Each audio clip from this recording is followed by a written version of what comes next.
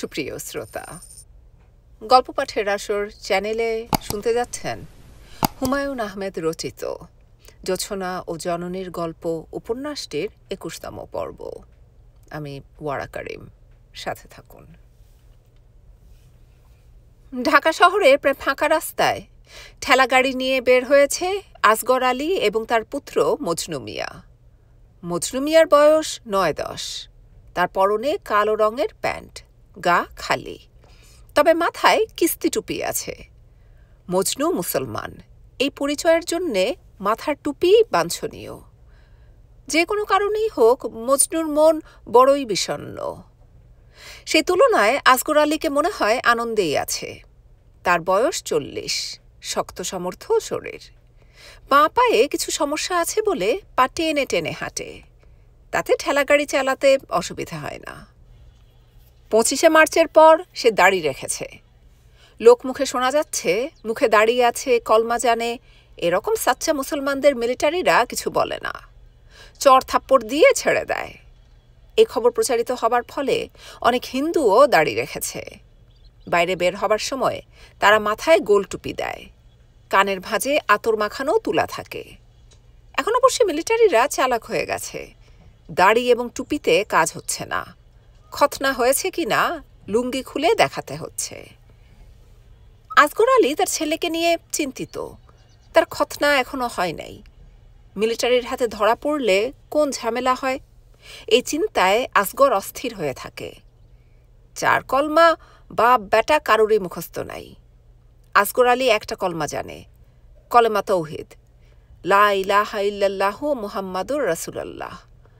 এই কলমায় কাজ হবে কিনা কে জানে। এই কলমা মজনুকে মুখস্থ করানোর চেষ্টা সে কয়েকদিন ধরেই করছে, মুখস্থ হচ্ছে না।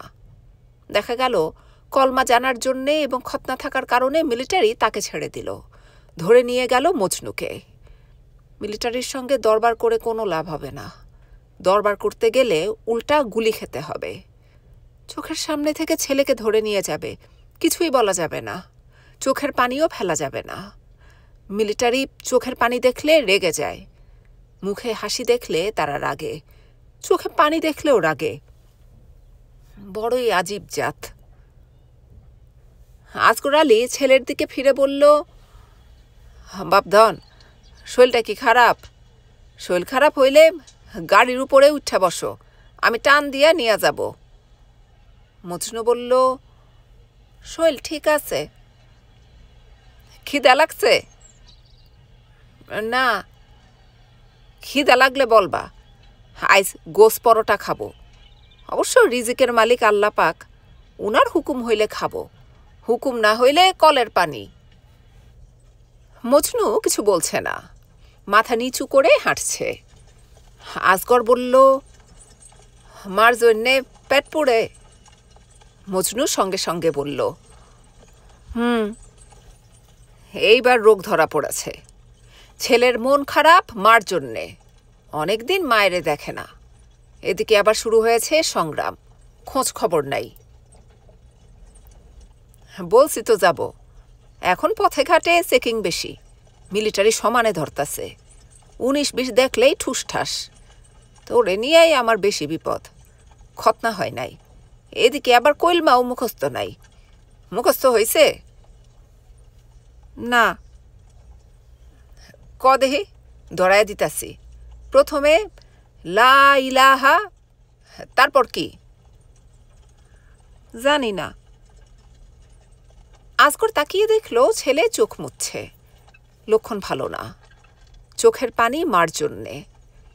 ছেলের বয়স তো কম হয় নাই, এখনও যদি দুধের পোলার মতো মা মা করে তাইলে চলবো কেমনে? এখন রোজগার পাতি শিখতে হবে, 2টা পয়সা কিভাবে আসে সেই ধান্ধায় থাকতে হবে। মা মা করলে মার আদর পাওয়া যায়, ভাত পাওয়া যায় না। জগতের সার কথা কি? জগতের সার কথা মা না বাপ না, জগতের সার কথা ভাত। হিন্দুরা বলে অন্ন। বাপরে, খিদা লাগছে? না।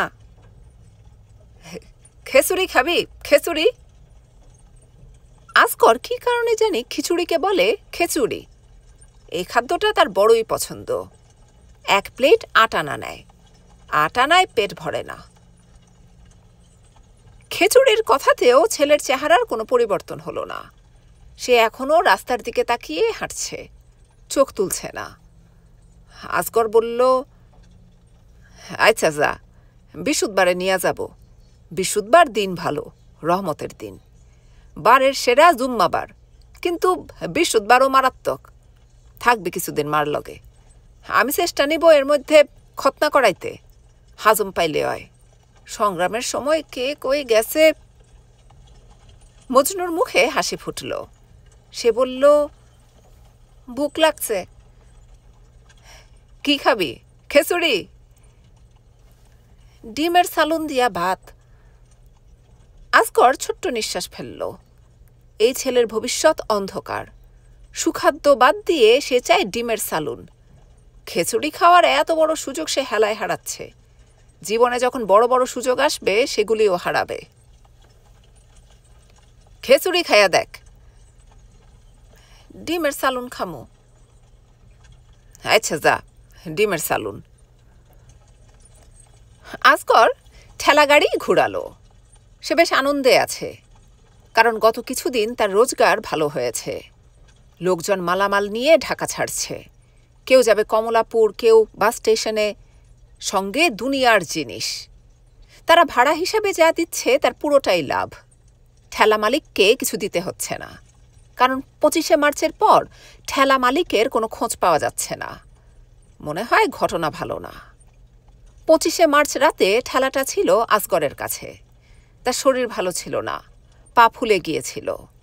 সে ঠেলাটা নিজের কাছে রেখে দিয়ে ভেবেছিল সকালে মালিকের কাছে যাবে, ঘটনা ব্যাখ্যা করবে। তারপর তো লেগে গেল ধুন্ধুমার, যাকে বলে রোজ কেয়ামত। দুদিন পর কেয়ামত একটু ঠান্ডা হলে সে গেল ঠেলা মালিকের খোঁজে। মালিক দুটা ঘর তুলে থাকে কাঁটা বনে। গিয়ে দেখে কোথায় ঘর কোথায় কি, বেবাক পরিষ্কার, ঘর বাড়ি কিছুই নেই। সে অবাক হয়ে তাকিয়ে আছে। এক দাড়িওয়ালা আদমি এসে বলল, কারে খুঁজেন? সে ভয়ে ভয়ে বলল, ঠেলা মালিক ইদ্রিস রে খুঁজি। টিনের ঘর ছিল, ঘরের সামনে 2টা আম গাছ, কোমর সমান উঁচা। দাড়িওয়ালা বলল, টিনের ঘর, সনের ঘর সব শেষ, আম গাছ জাম গাছও শেষ, ঘরের বাসিন্দারাও শেষ। বাড়িতে যান, আল্লাহ খোদার নাম নেন। সে দুঃসময়েও আসগরের মনে হলো, আল্লাহ যা করেন মঙ্গলের জন্যে করেন। এরকম ভয়ঙ্কর ঘটনার মধ্যেও কিছু মঙ্গল আল্লাহ পাক রেখেছেন। যেমন এখন ঠেলাটার মালিক বলতে গেলে সে। দৈনিক 3 টাকা ঠেলার জমা তাকে দিতে হবে না। শরীর যদি কোনো কারণে খারাপ হয়, ঠেলার উপরে চাদর বিছিয়ে ঘুম দিবে। মালিকের জমার টাকা কিভাবে দিবে এই নিয়ে অস্থির হতে হবে না। বরং সে ঠেলা অন্যকে ভাড়া দিতে পারে। বলতে গেলে সেই এখন ঠেলার মালিক। কথায় আছে, আইজ ফকির কাইল বাদশাহ। কথা মিথ্যা না, তাকে দিয়েই তো মীমাংসা হয়েছে। আল্লাহ পাকের অসীম রহমত। সংগ্রামের মধ্যেও সে ভালো রোজগার করছে। ঢাকা ছেড়ে যাওয়া এখন ঠিক না, কিন্তু যেতে হবে ছেলের জন্যে। মা ছাড়া ছেলে কিছু বোঝে না। জীবন যে বড় জটিল, আল্লাহ পাক তাকে সেই বোধ দেন নাই। আসগর আলী মাঝে মধ্যে তাকে বোঝাবার চেষ্টা করে, নানান বিষয়ে উপদেশ দেয়।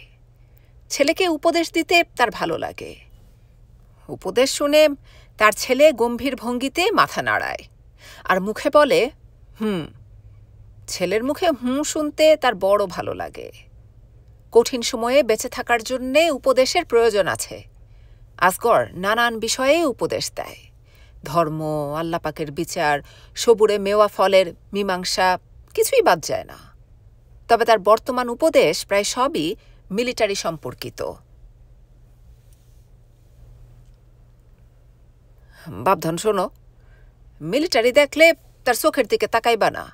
মাথা নিচু কইরা হাইটটা চইলা যাবা, যেন কিছুই দেখো নাই। মনে থাকবো? মিলিটারি যদি বলে হল্ট, দৌড় দিবা না। দৌড় দিছ কি শেষ, দুম, পিঠের মধ্যে এক গুল্লি। মনে থাকবো? মিলিটারির দিকে তাকাইয়া হাসবা না, চোখের পানিও ফেলবা না। হাসি চোখের পানি দুইটাই মিলিটারির কাছে বিষ, মনে থাকবো। সময় সুযোগ হইলে বলবা পাকিস্তান জিন্দাবাদ, জয় বাংলা বলছো কি গুরুম গুরুম, গুল্লি যে কয়টা খাইবা তার ঠিক নাই, মনে থাকবো। মিলিটারির মধ্যে কিছু আছে কালা পিরান পিন্দে, এরার নাম কালা মিলিটারি, এরা সাক্ষাৎ আজরাইল। দূর থাইকা যদি দেহ কালা জামা, ফুরুত কইরা গলির মধ্যে ঢুকবা, চুকি দিয়ে দেখনের কথা মনেও আনবা না, মনে থাকবো। পথে যখনই নামবা একদমে আল্লাহু আল্লাহু করবা। আল্লাহ পাকের ৯৯ নামের সেরা নাম আল্লাহু। খাওয়া খাদ্যের মধ্যে সেরা খাদ্য যেমন খিচুড়ি, আল্লাহ পাকের নামের মধ্যে সেরা নাম আল্লাহু। দিলের মধ্যে আল্লাহু থাকলে ভয় নাই, মনে থাকবো।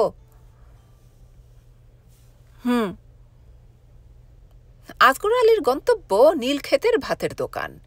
এখানে কয়েকটা দোকান আছে যার খাওয়া ১ নম্বর। তরকারির ঝোল ২-৩ বার নেওয়া যায়, কোনো অসুবিধা নাই। ডাইলের বাটি ২ আনা, ১ বাটি শেষ করলে আরও কিছু পাওয়া যায়, সেইটা মাগনা। বলাকা সিনেমা হলের কাছে এসে আজগরের হাত পা ঠান্ডা হয়ে গেল। ৫-৬ জন কালা মিলিটারি দাঁড়িয়ে আছে, তাদের সঙ্গে কাপড়ের হুড লাগানো আলিশান এক ট্রাক। ট্রাকের ভেতরও মিলিটারি, তবে কালা মিলিটারি না। আজগর চাপা গলায় বলল, বাবধন তাকাইস না, সিনেমা হলের দিকে তাকাইস না, দমে দমে আল্লাহু বল, মাথা টুপি ঠিক কর, বেকা হইয়া আছে। আজগর আলী পেছনে ফিরে ছেলের কাণ্ড দেখে হতভম্ব। টুপি ঠিক করার বদলে সে চোখ বড় বড় করে কালো মিলিটারির দিকেই তাকিয়ে আছে। এখন ছেলেকে ইশারা করে কিছু বলা ঠিক হবে না, মিলিটারি বুঝে ফেলবে ইশারায় কথাবার্তা চলছে। মিলিটারিরা ইশারা একেবারেই পছন্দ করে না। হ্যাঁ ঠেলাওয়ালা থামো। আজগর আলীর মাথায় আকাশ ভেঙে পড়ল। একে বিপদ বলে না, একে বলে মহাবিপদ। নবীজির শাফায়েত ছাড়া এই বিপদ থেকে রক্ষা নাই। আজগর আলী চোখ বন্ধ করে এক মনে সূরা ফাতেহা পড়ে ফেলল। এই একটা সূরাই তার মুখস্থ। তোমার নাম কি? আজগর আলী ভালো মতো তাকিয়ে দেখে মিলিটারি না, বাঙালি এক লোক তাকে প্রশ্ন করছে। বিশিষ্ট কোনো লোক হবে, তার সঙ্গে আরও লোকজন আছে, তাদের হাতে ক্যামেরা, আরও কী সব যন্ত্রপাতি। যে প্রশ্ন করছে তার গায়ে রংচঙা শার্ট, মাথায় হলদা টুপি। মিলিটারির জমানায় রংচঙা শার্ট, মাথায় বাহারি টুপি পরে বেড়ানো কোনো সহজ ব্যাপার না, যে কেউ পারবে না। আজগর আলী বিনীত গলায় বলল, জনাব আমার নাম আজগর, আমার ছেলের নাম মজনু, আমরা ভালো মন্দ কোনো কিছুর মধ্যে নাই। টুপিওয়ালা বলল, ভয় পাচ্ছ কেন? ভয়ের কিছু নেই। আমরা তোমার কিছু কথাবার্তা রেকর্ড করব, টিভিতে প্রচার হবে। টিভি চিনো? জি জনাব, চিনি। আমরা সমাজের বিভিন্ন স্তরের মানুষদের ইন্টারভিউ নিচ্ছি। ঢাকার পরিস্থিতি স্বাভাবিক, কোনো ঝামেলা নাই, এইটা বলবে, বুঝেছ? জি। উল্টাপাল্টা কিছু বলবে না, শুধু ভালো ভালো কথা বলবে। যেমন শহর শান্ত, কোনো সমস্যা নাই, দোকানপাট খুলেছে, ব্যবসা বাণিজ্য হচ্ছে, এইসব। ঠিক আছে? জি। ওকে, ক্যামেরা। একজন এসে আজগর আলীর মুখের সামনে ক্যামেরা ধরল। একজন ধরল ছাতির মতো একটা জিনিস। টুপিওয়ালা মাইক হাতে প্রায় আজগর আলীর গা ঘেঁষে দাঁড়ালো। টুপিওয়ালার মুখ ভর্তি হাসি। আমরা এখন কথা বলছি ঢাকা শহরের খেটে খাওয়া একজন শ্রমজীবীর সঙ্গে। তিনি এবং তার পুত্র এই শহরে দীর্ঘদিন ধরে ঠেলা চালান। ভাই, আপনার নাম কি? আমার নাম আজগর, আমার ছেলের নাম মজনু। ঢাকা শহরে এখন ঠেলা চালাতে আপনার কি কোনো সমস্যা হচ্ছে? যে না, শহরের অবস্থা কি? অবস্থা ভালো মাশাল্লাহ, অবস্থা খুবই ভালো। চারদিকে যা দেখছেন তাতে কি মনে হয়? শহরে কোনো সমস্যা আছে? যে না। শহরের বর্তমান অবস্থায় আপনি কি সন্তুষ্ট? আয় রোজগার হচ্ছে? যে জনাব, পাকিস্তান জিন্দাবাদ। ভাই আসগর আলী, আপনাকে ধন্যবাদ। আসগর কপালের ঘাম মুছল। আল্লাহ পাকের অসীম দয়ায় বিপদ থেকে অল্পের উপরে রক্ষা পাওয়া গেছে। টুপিওয়ালা লোকটা ভালো। সে পকেট থেকে সিগারেটের প্যাকেট বের করে তাকে একটা সিগারেট দিল। এখানেই শেষ না, 5টা টাকাও দিল। আসগর ভেবেছিল তার মহা বিপদ। এখন দেখা গেল বড়ই সুখের সময়। আল্লাহ পাক কখন যে মানুষকে বিপদ দেন, কখন যে বিপদ থেকে উদ্ধার করে পুরস্কার দেন বোঝা মুশকিল। কে ভেবেছিল কোনো পরিশ্রম ছাড়া মুখের কথায় রোজগার হয়ে যাবে? এই জামানায় 5 টাকা কোনো সহজ ব্যাপার না। খেতে বসে মজনু সিদ্ধান্ত বদল করল। ডিমের সালুন না, সে গরুর মাংস খাবে। আসগর আনন্দিত গলায় বলল, যত ইচ্ছা খা, যেইটা খাইতে ইচ্ছা করে খা। তয় এইখানেও একটা ঘটনা আছে। মজনু বলল, কি ঘটনা? আসগর বলল, রিজিক আল্লাহ পাকের নিজের হাতে। তুই কি খাবি না খাবি সবই আল্লাহ পাক আগে থেকেই ঠিক করে রাখছেন। এখন যদি তুই ডিমের সালুন খাস, বুঝতে হইব আল্লাহ পাক নির্ধারণ করে রাখছেন ডিমের সালুন। আর যদি গরুর মাংসের ভুনা খাস, তবে বুঝন লাগবো রিজিকে ছিল গো মাংস। যদি দুইটাই খাই, তাইলে বুঝতে হইব আল্লাহ পাক নির্ধারণ করে রাখছেন আমার পেয়ারের বান্দা মজনু মিয়া ডিমের সালুনও খাবে, গো মাংসও খাবে। তোর কি দুইটাই খাইতে মন চাইতেছে? খা, দুইটাই খা, অসুবিধা নাই। সবই আল্লাহ পাকের নির্ধারণ, আমার করণের কিছু নাই। আমি উসিলা, পুরা দুনিয়াটাই তার উসিলার কারখানা। মজনু মিয়ার খাওয়া দেখে আসগরের ভালো লাগছে। কি আগ্রহ করেই না সে খাচ্ছে। সে খাচ্ছে মাংস দিয়ে, কিন্তু ডিমটাও পাতে রেখে দিয়েছে। মাঝে মাঝে ডিমটা হাতে নিয়ে দেখছে, আবার থালার এক কোণায় রেখে দিচ্ছে। তার মনে হয় খেতে মায়া লাগছে। হা হা বেচারা, 25শে মার্চ রাত থেকে 26শে মার্চ সারা দিন রাত সে ছিল না খাওয়া। তারা বাপ বেটা লুকিয়েছিল গর্তের ভেতর। মতিঝিলে বিল্ডিং বানানোর জন্যে বড় গর্ত করা হয়েছিল। সেই গর্তে এই দীর্ঘ সময়ে মজনু একবারও বলে নাই ভুক লাগছে। বড়ই বুঝতার ছেলে। আসগর বলল, মাংস স্বাদ হইছে? মজনু বলল, ডিমটা খা। অখন না, পরে। মার জন্যে তোর কি বেশি পেট পুড়তাছে?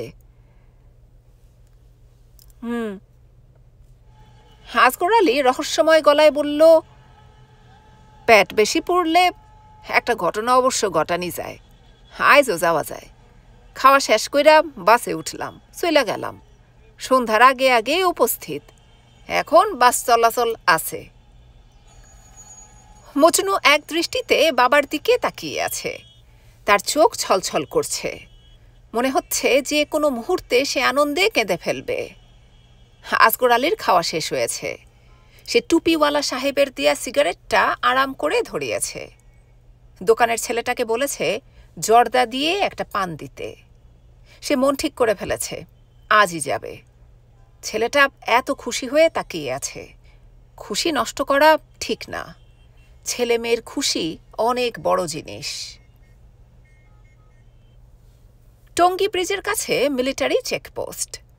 বাসের সব যাত্রীদের নামিয়ে জিজ্ঞাসাবাদ করা হয়। মিলিটারিরা যাত্রীদের মালামাল পরীক্ষা করে দেখে।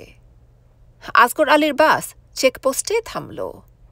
বাসের 38 জন যাত্রীর মধ্যে 6 জনকে আলাদা করা হলো। কোনো রকম কারণ ছাড়াই তুরাগ নদীর পাড়ে দাঁড় করিয়ে তাদের গুলি করা হলো। মৃতদেহগুলি ভাসতে থাকল তুরাগ নদীতে। সেই 6 জন হতভাগ্যের একজন আসগর আলী। গুলি করার আগ মুহূর্তেও সে বুঝতে পারেনি তাকে গুলি করা হচ্ছে। সে তাকিয়েছিল মজনুর দিকে। মজনুর হাতে তার মার জন্যে কেনা কচুয়া রঙের শাড়ির প্যাকেট। আসগর আলীর একমাত্র দুশ্চিন্তা, মিলিটারিরা শাড়ির প্যাকেটটা রেখে দিবে না তো। সেদিন রাত 9টায় নগরীর হালচাল অনুষ্ঠানে ঢাকা নগরে সমাজের বিভিন্ন স্তরের কিছু মানুষের ইন্টারভিউ প্রচার করা হলো। তাদের মধ্যে সরকারি চাকুরে আছেন, ব্যবসায়ী আছেন, গৃহিণী আছেন এবং শ্রমজীবী মানুষের প্রতিভূ হিসেবে আসগর আলীও আছে। গৃহিণী হাসি মুখে বললেন, শহরের অবস্থা এখন অনেক ভালো। বিশৃঙ্খলার সময় গরুর মাংসের শের হয়েছিল 2 টাকা, এখন সবচেয়ে ভালোটা 1.5 টাকায় পাওয়া যায়। পেঁয়াজ এবং লবণের দামও কমেছে। অনুষ্ঠান শেষ হলো আসগর আলীকে দিয়ে। উপস্থাপক জিজ্ঞেস করলেন, শহরের বর্তমান অবস্থায় আপনি কি সন্তুষ্ট?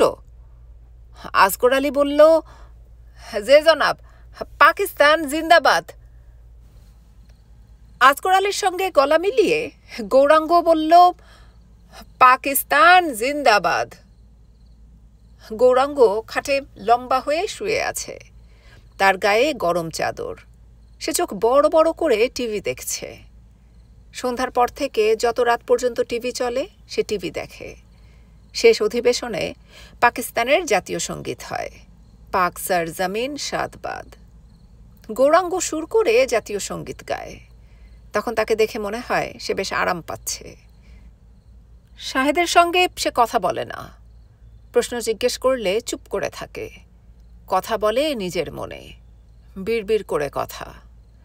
শাহেদ যখন বলে, কি বলছো, তখন সে এমন ভঙ্গিতে তাকায় যেন শাহেদ খুবই অন্যায় কোনো কথা বলেছে, যে কথা শুনে সে আহত। গৌরাঙ্গের আরেক সমস্যা হলো, বাথরুমে যখন যায় তখন বাথরুমের দরজা পুরোপুরি খোলা রাখে।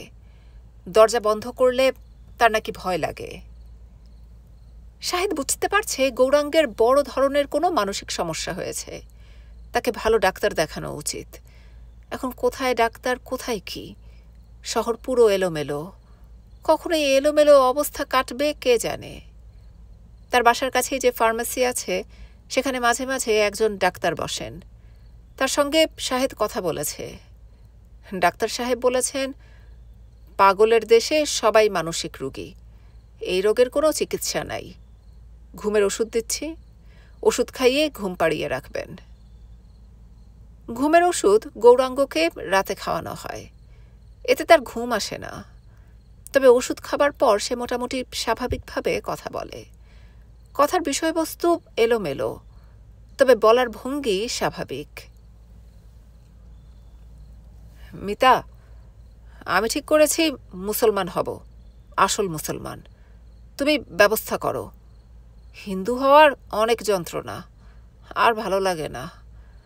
তবে দুর্গাপূজা দিতে হবে, বৎসরে একবার তো, চুপে চাপে দিয়ে দিব। তাতে কি কোনো সমস্যা হবে? হে জাতীয় প্রশ্নের জবাব দেয়া অর্থহীন। শাহেদ চুপ করে থাকে। গৌরাঙ্গের তাতে সমস্যা হয় না। সে নিজের মনে কথা বলতে থাকে। মিতা শোনো, এই মুহূর্তে বাংলাদেশের সবচেয়ে নিরাপদ জায়গা কোনটা জানো? জানি না। সবচেয়ে নিরাপদ জায়গা হলো পুরনো ঢাকার হিন্দু বাড়ি। যেসব বাড়িতে মিলিটারি অ্যাটাক করে মানুষজন মেরে ফেলেছে সেই সব বাড়ি। যেমন ধরো আমার বাড়ি। দ্বিতীয় দফায় সেই সব বাড়িতে মিলিটারি ঢুকবে না। বুঝেছ মিতা? বুঝেছি। আমি ঠিক করেছি নিজের বাড়িতে গিয়ে থাকব। বাড়ির দখল ছেড়ে দেয়া তো ঠিক না। ভালো বুদ্ধি বের করেছি না?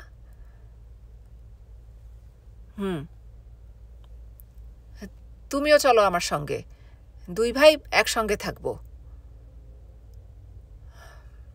ঘুমাও, রাত অনেক হয়েছে। রাত হয়েছে বলেই তো আমি ঘুমাবো না। মিতা, তোমার তো জানা উচিত আমি রাতে ঘুমাই না, দিনে ঘুমাই। নিজের নাম এখন দিয়েছি গৌরাঙ্গ প্যাচক। নামটা ভালো হয়েছে না?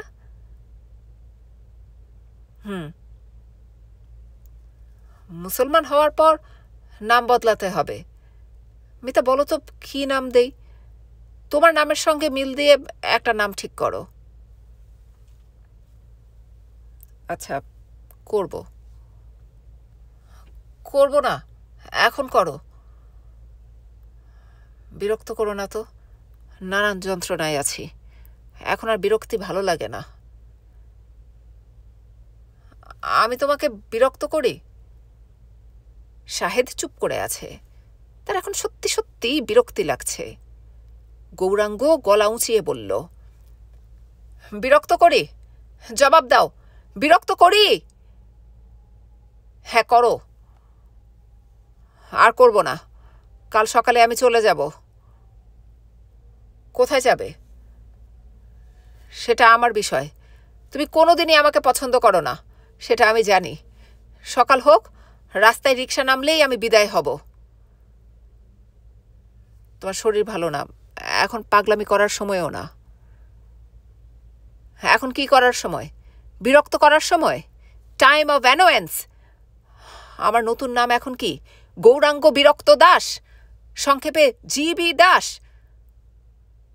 প্লিজ চুপ করো। না মিতা, আমি চুপ করব না। আমি বিরক্ত করতেই থাকব। যা বিরক্ত করার আজ রাতেই করব। সকালে আর আমাকে পাবে না। পরদিন ভোরবেলা গৌরাঙ্গ সত্যি সত্যি শাহেদের বাসা ছেড়ে চলে গেল। শাহেদকে কিছু বলে গেল না। শাহেদ তখনও ঘুমে। শাহেদের বালিশের কাছে একটা চিঠি লিখে গেল, 2 লাইনের চিঠি। মিতা, চলে গেলাম, তুমি ভালো থেকো। ইতি গৌরাঙ্গ বিরক্ত দাস।